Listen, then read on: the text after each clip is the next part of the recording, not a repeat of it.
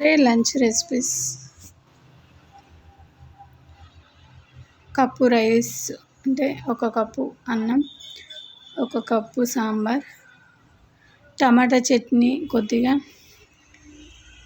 కొబ్బరి చట్నీ కొద్దిగా, chapati, chips, sweet సేమియా స్వీట్, టమాటా పెసరపప్పు కర్రీ. తర్వాత సలాడ్ కోసం కీరా, క్యారెట్ అవి దానిలో యాడ్ చేయలేదు కానీ